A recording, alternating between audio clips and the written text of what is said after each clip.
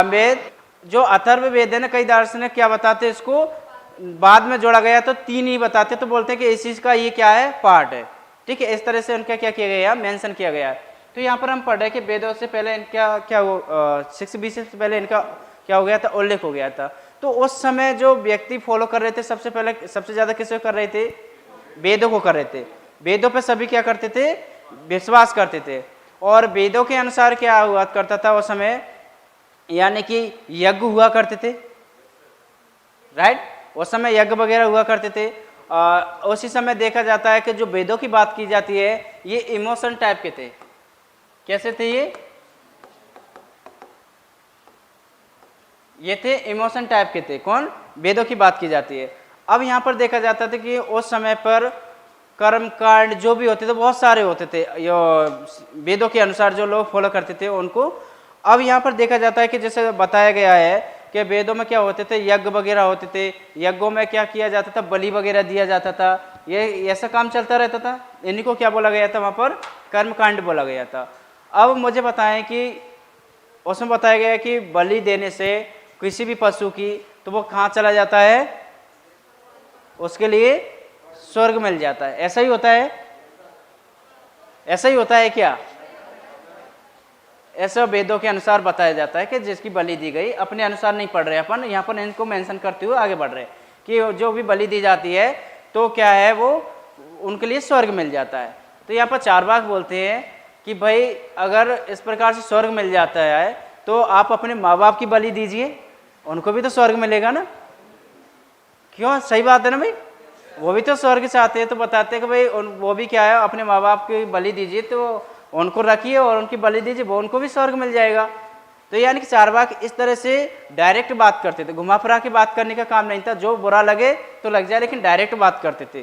ठीक है, अब हम बात करते हैं कि भाई अपन किसी को, वेदों में बताया गया था कि इनका भी कड़ा विरोध करते थे। वो कैसे, कि बताया गया कि अपन जब किसी की मृत्यु हो जाती है तो उसके लिए अपन या फिर किसी देवी देवता के लिए क्या चढ़ाते हैं, अपन कुछ पुष्प अर्पित करते हैं या फिर मिठाई वगैरह चढ़ाने जाते हैं ना।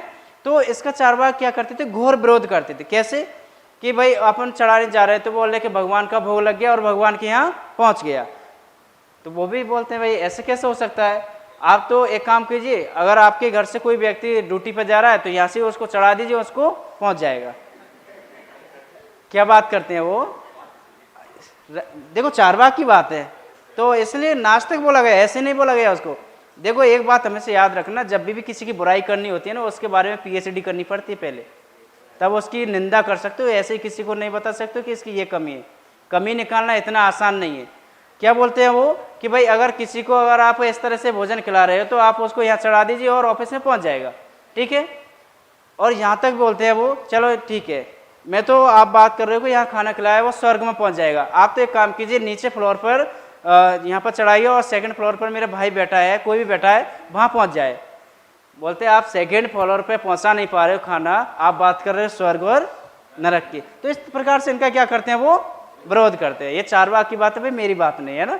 बोलेंगे सर ने ये बताया, हम माने ना माने, ये आपकी मर्जी है ना। तो वेदों में क्या लिखा था, अब वेदों के बाद आपको पता है कि उपनिषद लिखे गए थे। उपनिषद,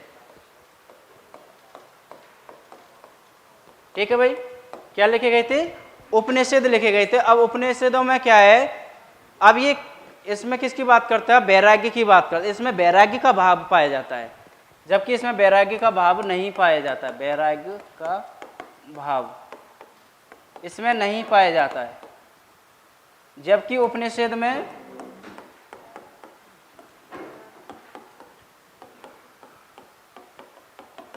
वैराग्य का भाव पाया जाता है। वैराग्य से मतलब यहाँ पर कहाँ समझते हैं हम,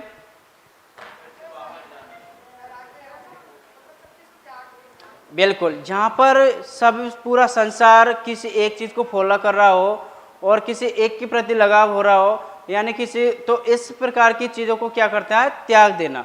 जैसे कि उस समय 6 BC में क्या हो रहा था, सभी लोग किस में जा रहे थे, वेदों की ओर जा रहे थे, उसी पे बिलीव करते थे। लेकिन उपनिषद की जो बात की जाती है ना, तो इसमें किसकी बात कर रहे हैं, यहाँ पर वैराग्य के भाव की देखा जाता है। तो यानी कि सभी लोगों क्या है, यहाँ पर जिन्होंने वैराग्य फॉलो किया था, जिन्होंने उपनिषद फॉलो किया था, तो वेदों से क्या होने लगे, अलग होने लगे। अब सबसे जो ड्रामा होता है तो वो हमें कहाँ से देखने के लिए मिलता है, यहाँ से मिलता है। यानी कि सॉरी उपनिषद से मिलता है। उपनिषद से पहले सभी वेदों को फॉलो कर रहे थे, सभी कर्मकांड हो रहे थे, लेकिन जो चेतना की बात की जाती है, इनकी जो मन में विचार आते हैं वो कहाँ से आने लगते हैं? उपनिषद के बाद से आने लगते हैं। तब से लोग क्या करने लगते हैं? चिंता करने लगते हैं। तब से क्या करने लगते हैं? कर्मकांड को करना कम कर देते हैं। ठीक है, तो जैसे मैं बात करूंगा और आगे इसी में एक तो बताए थे मैंने आपको वेद, एक उपनिषद,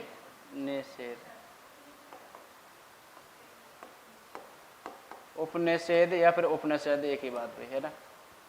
यहां पर बात कर रहे हैं तो कुछ लोग तो किसको फॉलो कर रहे थे? वेद को। वेद को फॉलो करने वाले कौन से लोग थे? जो ईश्वर पर विश्वास करते थे, आत्मा को मानते थे, स्वर्ग नरक को मानते थे, है ना, मोक्ष को मानते थे, वो कौन थे? वेदों को फॉलो कर रहे थे। लेकिन जो वेदों को फॉलो नहीं कर रहे थे, यानी कि इन पे बिलीव नहीं करते थे, वो किस में आ जाएंगे? उपनिषद में आ जाएंगे। ठीक है भाई। लेकिन अब कुछ लोग ऐसे थे वो दोनों पे बिलीव नहीं कर रहे थे। किस पे बिलीव नहीं कर रहे थे? दोनों पे बिलीव नहीं कर रहे थे। बिलीव से मतलब ना तो वो हमें इसको मानेंगे ना ही हम इसको मानेंगे। वो अलग टाइप के प्राणी थे, है ना, जिनको क्या बोला गया? श्रवण बोला गया। श्रवण क्या बोला गया भाई? श्रवण।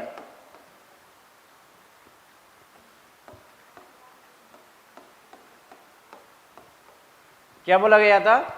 ना तो वो वेदों को मान रहे थे ना ही किसको मान रहे थे? उपनिषद को। अब उनके मन में किस प्रकार से क्वेश्चन आ रहे थे? ये पृथ्वी गोल है तो कैसी है? चपटी है तो क्यों है? आकाश कहाँ से आया? है ना, ये सूर्य ऐसे पूर्व से पश्चिम क्यों जाता है? हमारा जो एक बार मर जाएंगे तो क्या पुनर्जन्म होगा या नहीं होगा? और ये पूरी पृथ्वी कैसे चल रही है? ये मानव कैसे बना? इस टाइप के क्वेश्चन जिनके मन में आ रहे थे ना, वो किस में आ जाएंगे? सब श्रवण में आ जाएंगे। यानी कि वो दोनों की बात नहीं मानते, तो वो अलग प्रकार की क्या रखते थे? सोच रखते थे। ठीक है भाई। तो यानी कि दोनों से अलग प्रकार की सोच रखने वालों को क्या बोला गया है? यहाँ पर श्रवण बोला गया है। अब देखा जाता है धीरे धीरे आगे बढ़ते गए तो इसमें श्रवण को लेकर यानी कि 63 संस्थाएं बने थे। कितने बने थे? 63 संस्थाएं। संस्थाएं से मतलब भाई यहाँ पर यह समझना सिंपल सा, जैसे कि बौद्ध, जैन, इस तरह की बात करें, 63 लोगों ने अपने अपने क्या दिए थे? विचार दिए थे। किन को लेकर? कि ये पृथ्वी चपटी है तो कैसी है? हम मर जाएंगे तो हमारे लिए जन्म मिलेगा या नहीं मिलेगा? तो ये किस में बात कर रहे हैं? श्रवण में बात करें। तो कितने मत आए थे टोटल? 63 मत आए थे। अब 63 मत में से हमने देख लिए थे कुछ, फिर भी मैं आपको बताऊंगा कौन कौन से थे, जिसमें से 7 इंपोर्टेंट थे। कितने इंपोर्टेंट है भाई? 7 इंपोर्टेंट है। 7 में से और कई जगह हमें बुक में कितने मिलते हैं? 6 मिलते हैं। जैसे अगर हम बौद्ध धर्म में देखेंगे तो उसमें कितने मिलेंगे? 6 मिलेंगे। और एक बौद्ध धर्म ने खुद को ऐड नहीं किया है, इसलिए उसने 6 का मेंशन किया है। अगर खुद को इंक्लूड करेंगे तो टोटल कितने हो जाएंगे? 7 हो जाएंगे। ठीक है भाई। जैसे कि श्रवण की बात करें तो पहले की बात करेंगे हम जैन।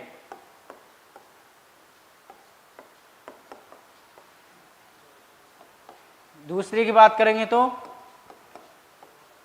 बौद्ध दर्शन। ठीक है भाई। तीसरी बात करें हम तो हम यही भाई साहब, कौन से? 4 बाग।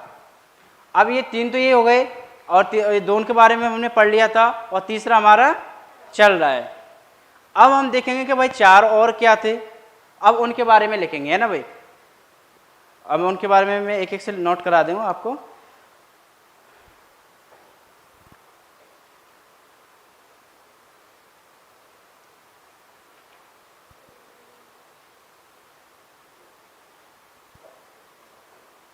जो 4 बाग की बात की जाती है वो अजित केस कंबली से चलती आ रही है ना, 6 BC से। उसके नीचे भी लिख सकते हो अजित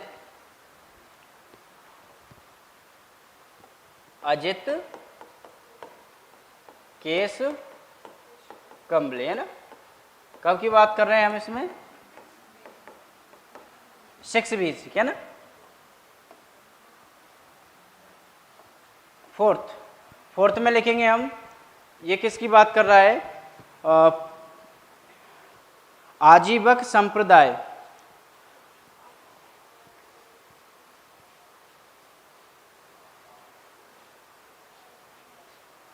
लिखिए आजीवक संप्रदाय चलाया उन्होंने, आजीवक संप्रदाय, आजीवक,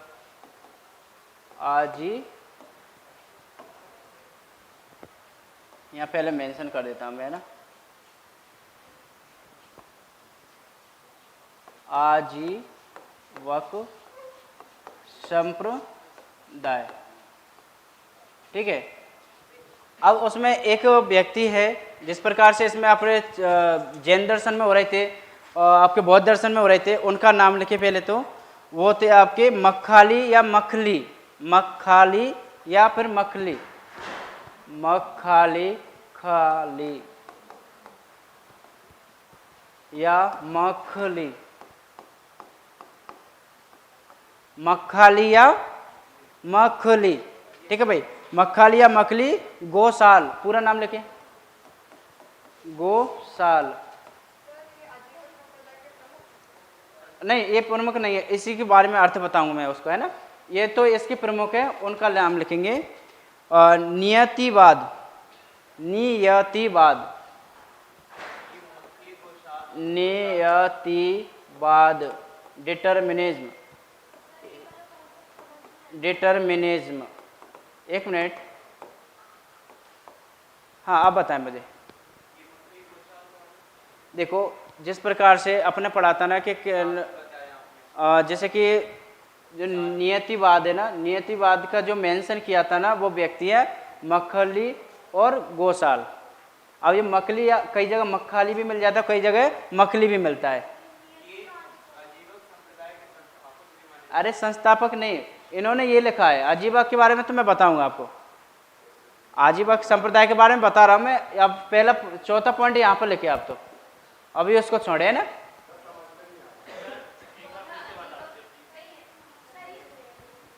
ओके भाई,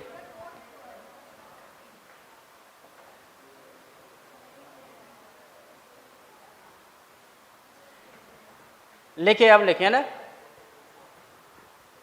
एक व्यक्ति हुआ करती थी उस समय, कौन? मक्खाली। फोर्थ की बात करें, तीन तो हो गए थे हमारे, मक्खाली या फिर इनको क्या बोला गया है?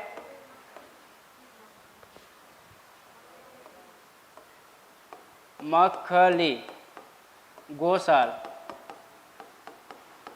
इन्होंने जो मेंशन किया है वो किस में किया है? नियतिवाद। और जो नियतिवाद है वो क्या कहता है वो पढ़ेंगे हमें ना, वो में इंपॉर्टेंट है नियतिवाद, जिसे इंग्लिश में बोले तो डिटरमिनिज्म। अब यहां पर ये समझ में आया आपको? यहां तक ये दोनों पॉइंट समझ में आए ना। अब जो नियतिवाद है, डिटरमिनिज्म है, वो क्या कहता है वो थोड़ा सा समझेंगे आप, है ना। पांचवा नहीं है, चौथा ही है, पांचवा नहीं है।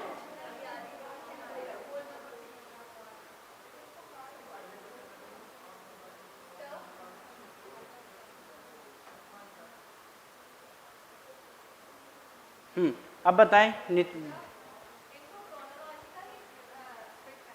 हाँ बिल्कुल, जैन, बौद्ध, चारवाक, इसके बाद में कौन करेंगे आप? मक्खाली या फिर गोसाल। अब इसमें इन्होंने जो नीतिवाद की बात करे ना, डिटरमिनिज्म की बात करे ना, अब इसका अर्थ हमें समझना है। डिटरमिनिज्म में उन्होंने बताया था कि इस संसार में जितनी भी वस्तु है वो पहले से ही तय है।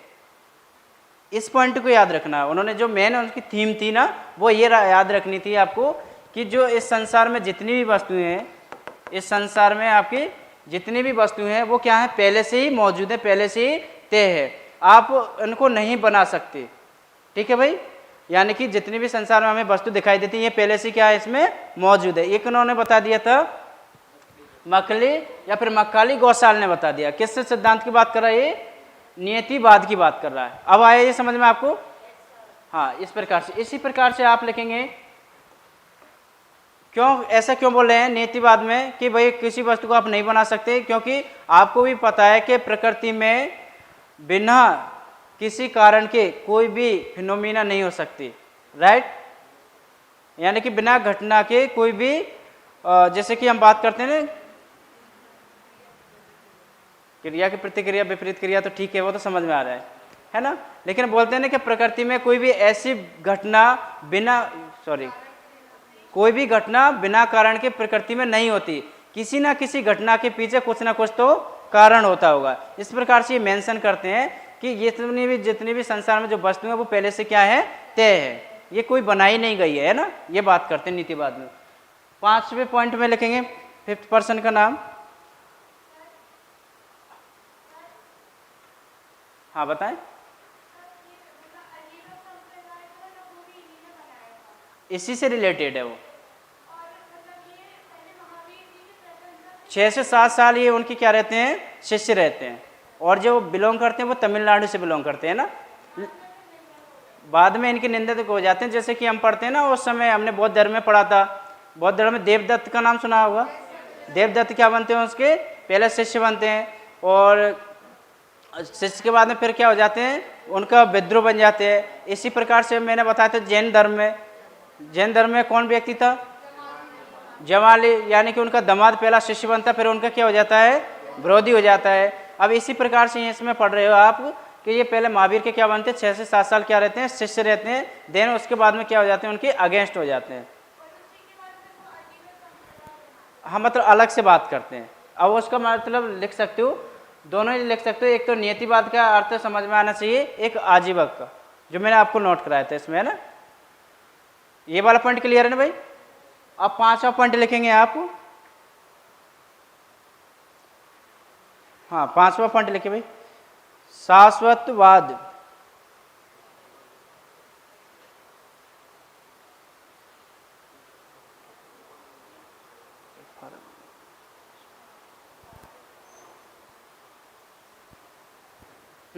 शाश्वत पद, शाश्वतवाद।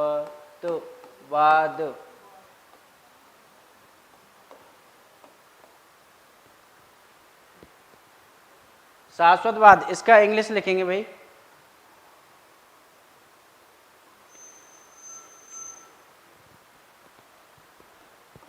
एफेरलिज्म।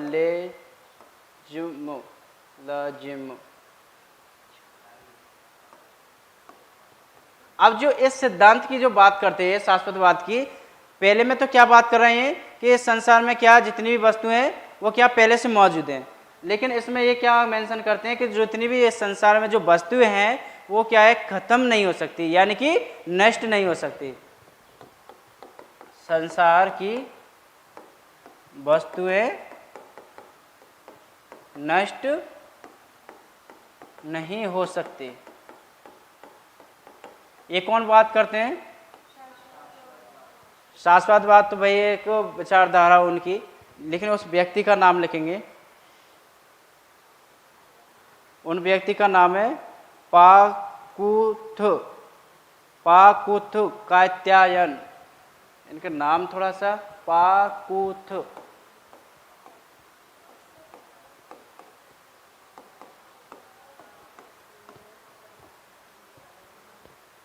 ठीक है भाई। ये क्या है, ये व्यक्ति थे, जबकि अपन जो उनकी विचारधारा की बात कर रहे हैं, क्या थी उनकी विचारधारा कि इस संसार में जितनी भी वस्तुएं वो क्या है, नष्ट नहीं हो सकती। इससे पहले पढ़ाता था वो, हमने क्या बताया था उसमें कि वो जितनी भी संसार में वस्तुएं वो पहले से क्या है, मौजूद हैं, पहले से क्या है, तय है।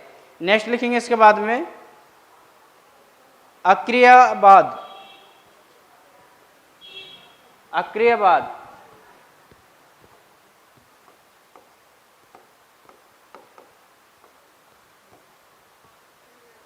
अक्रियवाद, इसका इंग्लिश लिखें अमोरेलिज्म। अमोरेलिज्म, ठीक है भाई। अक्रियवाद बोले तो अमोरेलिज्म। इसके बारे में क्या बताया उन्होंने, इनका नाम लिखेंगे पूर्ण कश्यप। पूर्ण कश्यप, पूर्ण कश्यप। अमोरियलिज्म बोले तो अक्रियवाद किसने दिया था, पूर्ण कश्यप ने। अब ये पूर्ण कश्यप क्या बात करते हैं,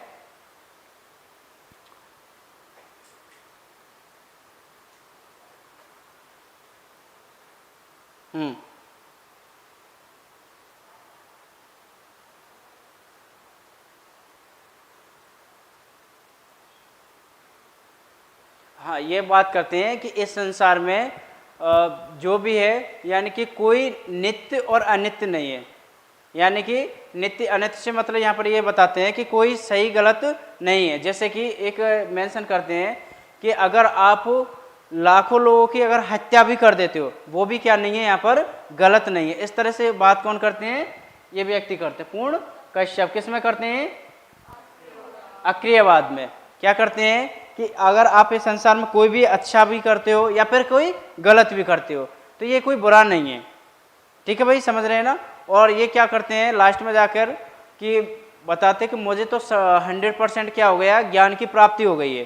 किसकी प्राप्ति हो गई है? ज्ञान की प्राप्ति हो गई है। अब मुझे किसी भी चीज़ को जानने की जरूरत नहीं है।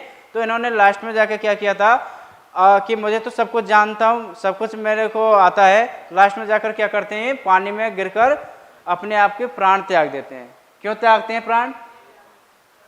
ये उनको गर्व हो जाता कि मुझे सब कुछ आता है, इसलिए क्या कर देते हैं? पानी में गिरकर अपने प्राण त्याग देते हैं। तो ऐसे भी व्यक्ति होते हैं क्या भाई? नहीं होगा ना। देखो, जिनको लगता है कि भाई हमें ज्ञान की प्राप्ति हो जा गई है, अब इस संसार में है ही नहीं कुछ, अब मेरे को कुछ पढ़ना ही नहीं है, लिखना ही नहीं, कुछ सीखना ही नहीं है, अब तो मैं तो क्या हो गया हूँ? सर्वज्ञानी हो गया हूँ। तो फिर लास्ट में जाकर क्या करते हैं? ये पानी में कूदकर अपने प्राण त्याग देते हैं। कौन व्यक्ति रहते हैं? वो पूर्ण कश्यप। और वो इनका सिद्धांत याद रखना हमेशा, एक एक लाइन में हम पढ़ रहे हैं, पूरे डिटेल्स नहीं पढ़ रहे हैं। क्या बात करते हैं ये कि भाई इस संसार में कोई अच्छा या बुरा, सही या गलत नहीं है। अगर आप लाखों लोगों को भी मार रहे हो, कोई गलत नहीं है। वो उनकी विचारधारा है, जो उन्होंने जो थॉट दिए थे ना, उनकी विचारधारा है ना। ये अपन उनके विचारों को थोड़ा सा देख रहे हैं, वो भी की पॉइंटों में। अपन को पता है गलत है, बट उनके अनुसार नहीं है ना। कितने हो गए आपके? 6। 7वां भी मैं लिखेंगे भाई। अज्ञान संप्रदाय। अज्ञान संप्रदाय, हाँ नाम ही है इसका, संजय विल्की पुत्र। अज्ञान संप्रदाय, अज्ञान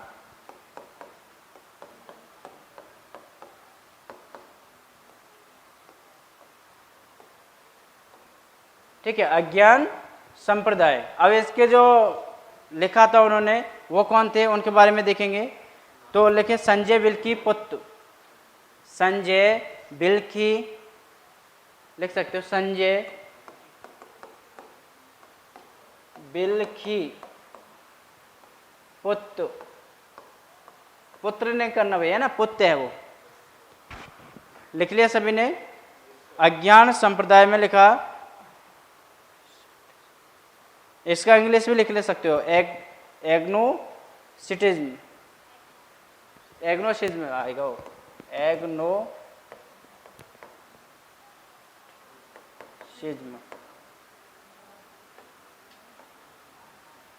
यही है ना मीनिंग?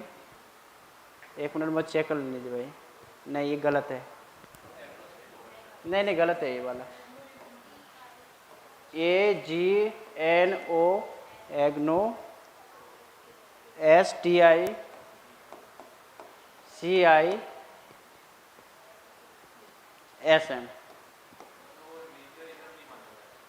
हाँ,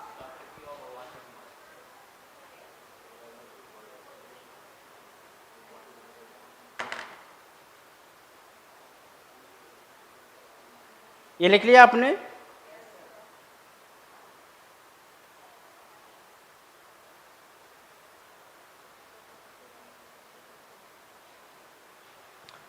क्या बताते हैं इसमें? ये व्यक्ति रहते हैं, इसका मेंशन करते हैं वो कि आप इस संसार में कुछ जान ही नहीं सकते हो। क्या बात कर रहे हैं ये? आप इस संसार में कुछ जान ही नहीं सकते हो। ये बात कौन करते हैं? हाँ, संजय विल्की पुत्र क्या बोलते हैं? आप इस संसार में कुछ जान ही नहीं सकते हो। इनका एक स्टेटमेंट मुझे अच्छा लगा, तो वो बोलते हैं ना तो मेरी राय ये है। कौन सी? कि आप इस संसार में कुछ जान ही नहीं सकते हो। ठीक है, क्या बोलते हैं? ना तो मेरी राय यह है ना। और फिर बोलते हैं दूसरी लाइन में, ना मैं इसके खिलाफ हूं। ना तो मेरी राय ये है, ना मैं इसके खिलाफ हूं। ना मेरी दोनों राय है, ना मैं दोनों राय के खिलाफ हूं। 4 लाइन बोल दिया उन्होंने, 1 लाइन उन्होंने, और मेरी कोई राय नहीं है। 5 पॉइंट बोलते हैं भाई, क्या बोलते हैं, ना तो मेरी ये राय है, ना मैं इसकी सॉरी, ना तो मेरी ये राय है, ना मैं इसके खिलाफ हूँ, ना मेरी दोनों राय है, ना दोनों राय के मैं खिलाफ हूँ, और लास्ट में क्या बोलते हैं, मेरी कोई राय नहीं है। अब लोगों ने पूछा भाई तो है क्या, आप क्या हो भाई, है ना। तो ये इनसे क्वेश्चन पूछा गया, तो इन पॉइंटों को लिख सकते हो आप लोग। ना तो मेरी राय ये है, जो इस पॉइंट के बाद लिखेंगे, ना तो मेरी राय ये है, लिख लिया इतना, ना तो मेरी राय ये है और ना मेरी राय इसके खिलाफ है, ना तो मेरी राय ये है, ना मेरी राय इसके खिलाफ है, ना दोनों मेरी राय हैं, ना दोनों मेरी राय हैं, और ना दोनों के खिलाफ मेरी राय है, ना दोनों मेरी राय है, ना दोनों के में खिलाफ है, मेरी कोई राय नहीं है।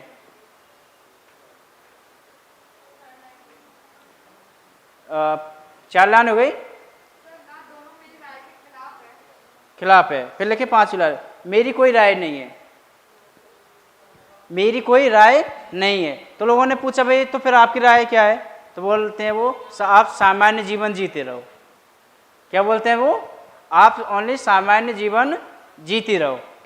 ठीक है भाई, इस प्रकार से उन्होंने बात की थी।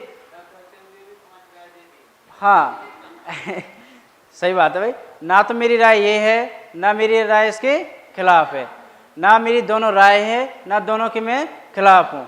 ठीक है, मेरी राय कुछ भी नहीं है। तो लोगों ने इनसे पूछा तो आपकी राय क्या है, तो बोल रहे कि एक आप सामान्य जीवन जीते रहो। ठीक है, यहाँ तो सभी को समझ में आया भाई। ये 7 पॉइंट हो गए यहाँ पर, है ना।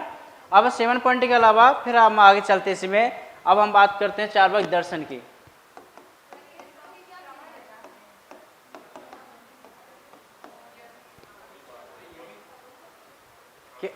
क्या हुआ, हाँ दर्शन के अंदर आ जाएंगे, लेकिन चार्वाक दर्शन को हम यहाँ से पढ़ते हैं। अगर किसी भी दर्शन को पढ़ना होता है तो उसमें 3 चीज़ों के बारे में जानना होता है। एक तो ज्ञान मीमांसा, तत्व मीमांसा, नीति मीमांसा। ज्ञान मीमांसा को मैंने बताया था आपको, यानी कि वास्तविक ज्ञान से परिचित, और जबकि तत्व मीमांसा में क्या किया जाता है, यानी कि उसके सत्य की बात, यानी कि सही क्या है। और जबकि मैंने नीति मीमांसा में बताया कि किस प्रकार का हमें जीवन जीना है। ठीक है, इस प्रकार से। अब यहाँ पर देखा था मैंने पहला ज्ञान मीमांसा को इंग्लिश में बताया मैंने आपको,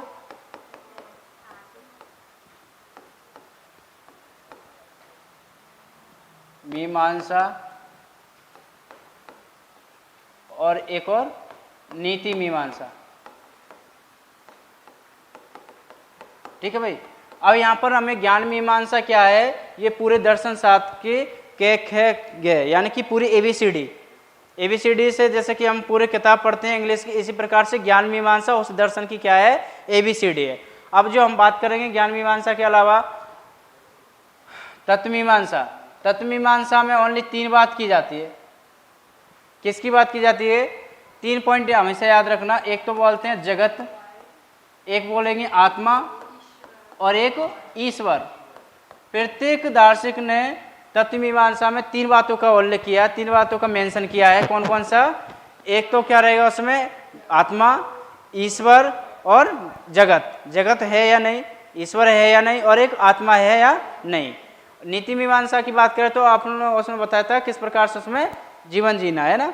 चलिए यहाँ तक समझ में आ गया भाई। अब यहाँ पर हम देखेंगे भारत में जो ज्ञान मीमांसा की बात की जाती है, ज्ञान प्राप्ति की बात की जाती है, वो 6 प्रकार से बताई गई है। कितने प्रकार से बताई गई है, भारत में ज्ञान की जो प्राप्ति से संबंधित बात की जाती है, ज्ञान कितने प्रकार से बताई गई है भाई, यहाँ पर 6। कौन कौन से, प्रत्यक्ष, प्रत्यक्ष का मेंशन कर चुके हैं कल। क्या था प्रत्यक्ष में भाई, जो हमें इंद्रियों से क्या है, दिखाई दे। आंखों से हमें क्या है, दिखाई दे। जैसे कि आंखों से मुझे क्या है, आप दिखाई दे रहे हो, यानी कि आप क्या है, प्रत्यक्ष हुए। कानों से मुझे सुनाई दे रहा है, यानी कि आप बोल रहे हो। यानी कि नाक से मुझे क्या है, सुगंध आ रही है या फिर दुर्गंध आ रही है, यानी कि इससे भी प्रत्यक्ष का ज्ञान होता है। और जीभ, अगर मैं किसी भी स्वाद से चखूँ, किसी भी मिठाई को खाऊं या फिर कड़वी चीज़ को खाऊं, तो ये इससे मुझे क्या हो जाएगा, ज्ञान हो जाएगा। एक होती है आपकी त्वचा, यानी कि बोले तो स्किन। तो ये क्या है, आपके सेंस ऑर्गन है जिसमें क्या किया जाता है, इनसे हमें प्रत्यक्ष ज्ञान की नॉलेज होती है। तो इसमें बताया गया कि भाई प्रत्यक्ष ज्ञान से हो गया, जैसे कि स्किन की बात करें, त्वचा की बात करें, अगर मैं किसी को स्पर्श करूंगा तो मुझे डायरेक्ट क्या हो जाएगा, ज्ञान की प्राप्ति मिल सकती है उससे, है ना। तो ये प्रत्यक्ष हो गया। दूसरा बताया था मैंने आपको अनुमान। ठीक है भाई, अनुमान की बात की जाती है तो अनुमान में क्या किया जाता है, एक दूसरे से प्रत्यक्ष नहीं होता है, इसमें अप्रत्यक्ष की बात की जाती है। अप्रत्यक्ष की बात से मतलब किसी भी पहाड़ पर अगर धुआं उठ रहा है, ठीक है, तो क्या अनुमान लगाएंगे हम, वहां पर आग लग रही होगी। सिंपल सी बात। कोई विद्यार्थी अच्छे से मेहनत कर रहा है तो अगर उसके हम देखेंगे, अनुमान लगाएंगे कि इस विद्यार्थी के आने वाले समय में अच्छे परिणाम होंगे। या फिर कोई गवर्नमेंट जॉब कर रहा है तो इससे हम अनुमान ये लगा लेंगे कि इसने अच्छी तैयारी की होगी, तभी तो इस पोस्ट पर बैठा है भाई वो। भाई इसी तरह से बात करेंगे ना। अगर मैं देखूँ बाहर, मैंने कल एग्जाम्पल भी दिया था कि यहाँ पर एक दीवार है, अगर दीवार से वो पानी से वो गीली हो गई है, भले आपने जाकर क्या नहीं देखी, वहाँ बरसात नहीं देखी, लेकिन वो दीवार गीली हुई है, तो इसका अनुमान हम क्या लगाएंगे, शायद यहाँ बरसात हुई होगी। तो अनुमान यानी कि इस प्रकार से भी हम क्या करते हैं, ज्ञान की प्राप्ति करते हैं। एक तो प्रत्यक्ष, एक अनुमान। तीसरा मैंने बताया था आपको उपमान। ठीक है भाई, उपमान में क्या किया जाती है, कंपेयर की जाती है, तुलना की जाती है कि ऐसा होगा। जैसे कि मैंने कल एक गेंडा का एग्जाम्पल दिया, हाथी वाला भी दिया था, एक मैंने नीलगाय का भी दिया था, है ना। आप अपनी मर्जी से कुछ भी दे सकते हो, ऐसा नहीं कि सर ने बताया वही हमें क्या है, वही कॉपी में लिखना, नहीं।